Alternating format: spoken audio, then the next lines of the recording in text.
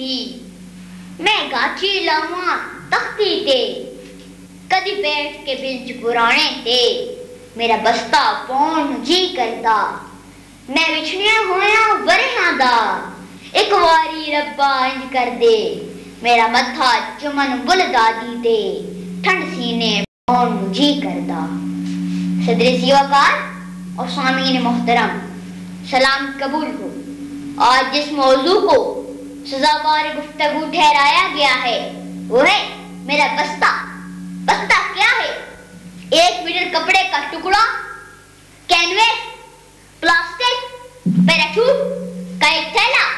تو کیا کپڑے کا ہر ٹکڑا بستہ ہوتا ہے؟ کینویس، پیراچوٹ کا ہر تھیلا بستہ ہوتا ہے؟ نہیں جناب، ہرگز نہیں۔ بستہ وہ ہے جس کا سینہ قلم و کتاب کا دفینہ ہو، علم کا خزینہ ہو، فلاح کا رستہ ہو، ترقی کا زینہ ہو، جو تابناک مستقبل کی جھلک دکھلائے ایسا آئینہ ہو، طالب علم کی کمر پہ سجا ایک نگینہ ہو، جھلکتی ہو میری ملت کی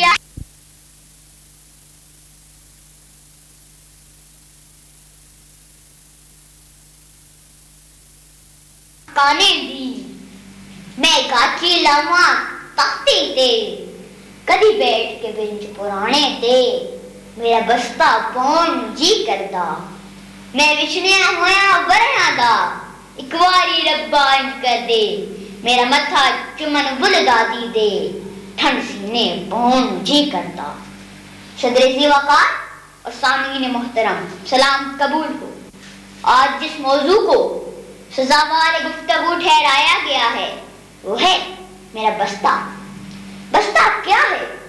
1 میٹر کپڑے کا ٹکڑا، کینویس، پلاسٹک، پیراچوٹ کے تھیلا۔ تو کیا کپڑے کا ہر ٹکڑا بستہ ہوتا ہے؟ کینویس، پیراچوٹ کا ہر تھیلا بستہ ہوتا ہے؟ نہیں جناب، ہرگز نہیں۔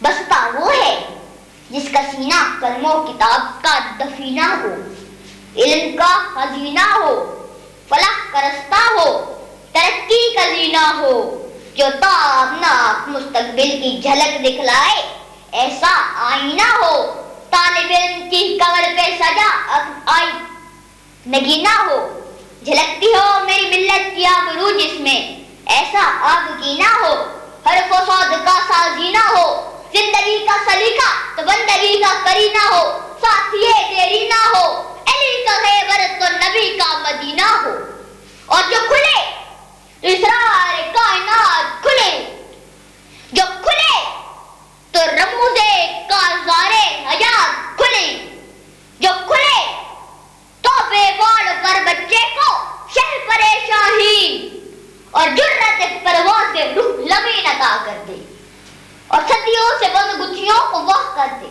اور بند ہو تو فکر اقبال اور سوز رومی سے آشنا کر دے۔ جناب علی، بستہ کیا ہے اور اس سے وابستہ کیا ہے؟ کچھ لوگ سمجھتے ہیں یہ بے جان ہے۔ نہیں میری جان، یہ طالب علم کی جان ہے، اس کی آن ہے اور بان ہے، جو بے جان حروف میں زندگی بھر دے ایسی زبان ہے۔ جہان آب گل میں ننھے شاہین کی پہلی اڑان ہے، رستے کا پتہ اور منزل کا نشان ہے۔ یہ پڑھنا بھی سکھاتا ہے، لکھنا بھی سکھاتا ہے، بولنا بھی سکھاتا ہے، تولنا بھی سکھاتا ہے۔ یہ مہکنا بھی سکھاتا ہے، لہکنا بھی سکھاتا ہے اور چہکنا بھی سکھاتا ہے۔ اور وقت آئے کوئی قارون، کوئی شداد، کوئی نمرود چھا جائے تو آگ کی طرح دہکنا بھی سکھاتا ہے۔ جناب علی، بستہ ہر طالب علم کی سب سے قیمتی متاع ہے۔ یہ میرا بھی ہم سفر ہے، میرا ساتھی، میرا دمساز، میری بصارت، میری بصیرت، میری سماعت، میری آواز، میرے دن کا سوز، میرے راتوں کا گداز، میرا ظاہرہ، میرا انداز، میرے پر اور میری پرواز، میرا بستہ، میرا رستہ بھی ہے اور رہنما بھی، میری درد بھی ہے، میری دستگاہ بھی، مجھے آگہی دیتا ہے، مجھ سے آگاہ بھی، میری پناہ میں ہے، میری پناہ بھی۔ جناب علی، جو اس کا بوجھ اٹھاتا ہے وہ دنیا پر چھا جاتا ہے، وہ دنیا پر بوجھ نہیں بنتا بلکہ دنیا کا بوجھ اٹھاتا ہے، اور جو جان بوجھ کر اس بوجھ کو نہیں اٹھاتا، اس کی زندگی بوجھل ہو جاتی ہے، اس کی منزل نظروں سے اوجھل ہو جاتی ہے۔ جس کو بھول جاتا ہے دنیا اسے بھلا دیتی ہے، رلا دیتی ہے اور مٹا دیتی ہے۔ جس کو سینے سے لگاتا ہے دنیا اس کو سینے سے لگاتی ہے۔ یہ احوال کہ سرپرستی اور اقتدار پرستی نے اہل علم کو ویرانوں اور دستیوں کے ایوانوں میں پہنچا دیا، لیکن بستی تو وہی بستی ہے، وہی مسکراتی ہے، وہی ہنستی ہے جس کے ننھے ابابیل چوچوں میں پتھر تو نہیں گلوں میں بستے لڑکائے مکتب کی طرف رواں دواں نظر آتے ہیں۔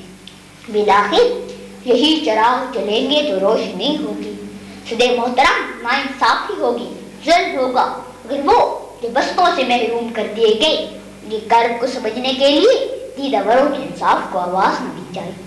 شاید کوئی سو موٹو جاگ پڑے اور وہ جو بستے اٹھا کر پستیوں سے بلندیوں کی طرف گئے ان کا ضمیر بیدار ہو جائے، ان کے لیے سوچنے اور لکھنے لگے۔ تم کن پر نظمیں لکھتے ہو، تم کن پر گیت بناتے ہو، تم کن کے شعلے اڑتے ہو، تم کن کی آگ بجھاتے ہو؟ اے دیدہ ورو انصاف کرو، اس آگ پہ تم نے کیا لکھا؟ آگ سب کچھ راک ہوا، میری منزل بھی، میرا رستہ بھی، میرا مکتب بھی، میرا بستہ بھی، میری تختی کیسے راک ہوئی؟ میرا رستہ کس نے چھین لیا؟ میری منزل کیسے گھوٹی ہوئی؟ میرا رستہ کس نے چھین لیا؟ اے دیدہ ورو انصاف کرو، وہ راہ نہیں دیکھی میں نے جو مکتب کو لے جاتی ہے، اس ہوا نے مجھ کو چھوا نہیں جو سوچوں کو مہکاتی ہے اور میٹھے خواب دکھاتی ہے، اس کا رخ پہ تم نے کیا لکھا؟ اے دیدہ ورو انصاف کرو، اے دیدہ ورو انصاف کرو۔ والسلام۔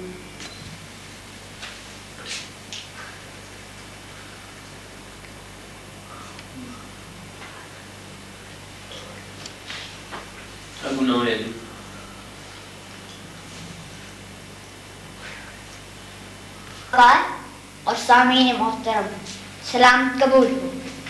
آج جس موضوع کو سزاوار گفتگو ٹھہرایا گیا ہے وہ ہے میں بڑا ہو کر کیا بنوں گا۔ اسد جعفری نے کہا تھا یار تم بھی کمال کرتے ہو، الٹے سیدھے سوال کرتے ہو۔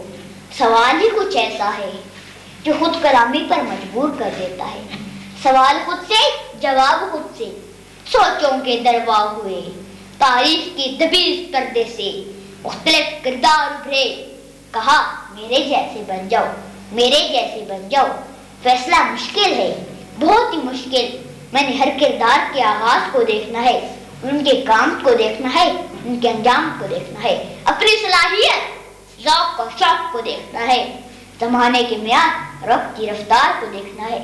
دیکھتا رہا، سوچتا رہا، خیال آیا میں بڑا ہو کر محمد علی جناح بنوں گا، ایک نیا اجلا پاکستان بناؤں گا جہاں امن اور آشتی کا گہوارہ، جہاں انصاف ہوگا، مساوات ہوگی، دودھ اور شہد کی نہریں بہا دوں گا، احتساب کے نشتر چلا دوں گا، مظلوموں کو جگا دوں گا اور ظالموں کو مٹا دوں گا۔ پھر انجام دیکھا، ایک بیمار جسم جلتی دھوپ میں ایمبولینس کے انتظار میں تڑپ رہا ہے۔ زندہ باد کے نعرے سننے والے کان صرف مکھیوں کی بنبناہٹ سن رہے ہیں۔ سرپہن کی گود میں ہے وہی بیگ جسے ایک آدمی نے شکست سے کنار کر دیا۔ یہ آغاز، یہ کردار، یہ ہمت، یہ استقامت اور یہ انجام۔ تو جناب میں نے سوچا بال بن جاؤں، وہ اقبال جس نے پاکستان کا خواب دیکھا، دست خودی دیا، مرد مومن کا تصور دیا، ایسے سحر جس سے رستہ شبستان کا وجود کے خواب دکھائے۔ میں نے سوچا میرے شعر ممبر و محراب اور ایمانوں میں گونجیں گے۔ پھر انجام کو دیکھا، اقبال کی شب داریوں کے نتیجے جس قوم نے جنم لیا، جو کشکول گدائی دھکے کھا رہی ہے، جو وطن کاٹ کے حصول میں خوار و زبو ہے، تہذیب فرنگ کی روشنی میں جس کی آنکھیں چندھیاتی ہیں، جس کی خودی بے خودی میں بدل چکی ہے اور خودداری خود فریبی میں بدل چکی ہے، اور حمیت نام تھا جس کا گئی تیمور کے گھر سے کہ جیتی جاگتی تصویر ہے۔ اقبال کی فکر، فلسفہ ایسی حالت میں نے سوچا کیا تو بھاڑوں اور قوالوں کے روزگار کے لیے اقبال بنوں گے؟ جناب میں نے پھر غور کیا، سوچا محمد بن قاسم بن جاؤں، خالد بن جاؤں، طارق بن جاؤں، کسی عافیہ صدیقی کو بچانے کے لیے جہاد کا عزم لے کر نکلوں۔ پھر مغرب کے ایوانوں میں پوپ کے انداز سے چلنے والے کا فتویٰ دیکھا، یہ جنگیں، یہ جہاد، یہ دہشت گردی ہے۔ حاکم وقت اور اس کے افعال اور کردار کو دیکھا اور سوچا جہاد کا حکم تو صرف وہی دے سکتا ہے، اگر وہ حکم نہ دے یہ بقرہ عید کے دموں کی طرح ڈالوں کیول بھیج دیے جاؤ گی، کیونکہ دستار اور دستور یہی کہتے ہیں۔ میں جارج واشنگٹن کی تصویر کے وجہ بکنا نہیں چاہتا، سوچا کچھ اور بن جاؤں۔ تو جناب میں نے سوچا جابر بن حیان بن جاؤں، الہیثم بن جاؤں۔ تو ڈاکٹر قدیر کی تقدیر میرا منہ چڑھانے لگی، سوچا عزیز بھٹی یہ راشد مناز بن جاؤں، وطن کے لیے جان دے دوں۔ پھر دیکھا جس دھرتی کے لیے جان دی گئی اسی کا سودا کرنے والے داروں سے میلے ہاتھ ان کے مقابر پر پھول چڑھا رہے ہیں۔ میں نے شہداء کی زندہ لاشوں کو تڑپتے دیکھا اور سوچا کوئی بڑا فیصلہ، علی اصغر ہوں تو حسین بن جاؤں، میرے تیروں سے اٹے جسم پر گھوڑے رقص کریں، میرے خیموں میں لگی آگ سے جہاں منور ہو جائے، میرے عباس کے خون سے وفاؤں کے چراغ روشن ہو، میرے اکبر کے خون مسلم کے تنے مردہ میں نئی زندگی روان دوان کر دیں، میرے زینب کے خطبے اسے جرأت و استقامت، خودی اور خودداری کا درس دکھا دیں۔ پھر میں نے دیکھا ان کی جہاد کی تعریف کا تعین نہ ہو سکا۔ اہل کوفہ نے ابن مسلم کا خون بیچا، ہم آج تک بیچ رہے ہیں، گلی گلی ماتم تو برپا ہوا لیکن یزید وقت کی خوشنودی کے خواہاں ہی رہے۔ پھر میں نے سوچتا رہا مجھے اصغر ہی رہنے دو، یہ ایک ہی تیر کافی ہے، بچہ ہی رہنے دو، میں آپ کی طرح بڑا نہیں بننا چاہتا ہوں، جب بڑا نہیں بننا چاہتا تو بڑا ہو کر کیا بنوں گا، لہٰذا یہ بچہ ہی رہنے دو، یہ سچا ہی رہنے دو، والسلام۔